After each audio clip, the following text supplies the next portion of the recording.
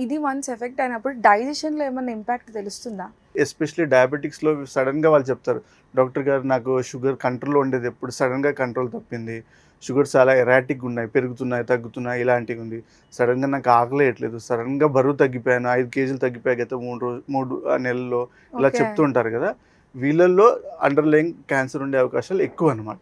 Insulin dose పెంచాల్సిన అవసరం వచ్చింది సడెన్‌గా అనంట.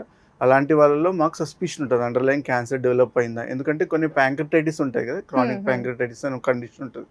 దాంట్లో ఏంటి అంటే క్యాన్సర్‌కొచ్చే ఛాన్సెస్ జనరల్ పాపులేషన్‌తో కంపేర్ చేస్తే వీళ్ళకి ఎక్కువ ఉంటదనమాట. హ్మ్. కాబట్టి అండర్‌లయింగ్ క్రానిక్ ప్యాంక్రియాటిస్ ఉన్న వాళ్ళలో ఇలాంటి లక్షణాలు ఉన్నాయంటే వాళ్ళని ఎవాల్యుయేట్ చేస్తాం. థరోగా ఎవాల్యుయేట్ చేస్తాం.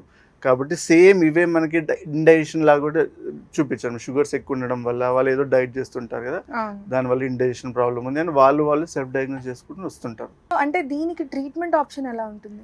సో, బెస్ట్ ఉన్న వాళ్ళలో మనకి బెస్ట్ మనం క్యూర్ ఏదైనా ఇవ్వచ్చు అంటే సర్జరీ అండి. కాకపోతే చెప్పాను కదా! ఇంతకుముందు చేసింది.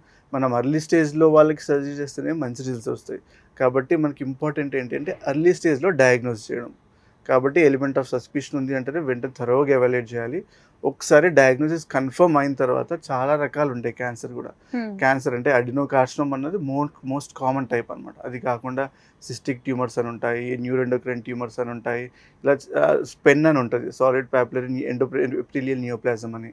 ఇవన్నీ గూడా రకాల క్యాన్సర్స్ అనమాట. ఫస్ట్ ఒకసారి డయాగ్నోస్ అయిన తర్వాత ఎటువంటి క్యాన్సర్ అని నిర్ధారణ చేస్తాం. దాన్ని బట్టి ట్రీట్మెంట్ ఉంటదనమాట. హ్మ్. సర్జరీ నుంచి ఇమ్యునోథెరపీ అంటే సర్జరీ చేయొచ్చు. వాళ్ళలో కీమోథెరపీ ఇవ్వచ్చు, రేడియేషన్ ఇవ్వచ్చు, ఇమ్యునోథెరపీ అండ్ టార్గెటెడ్ థెరపీస్ అని కూడా రీసెంట్‌గా ఆప్షన్స్ వచ్చాయి మనకి ఆర్మమెంటేరియంలో.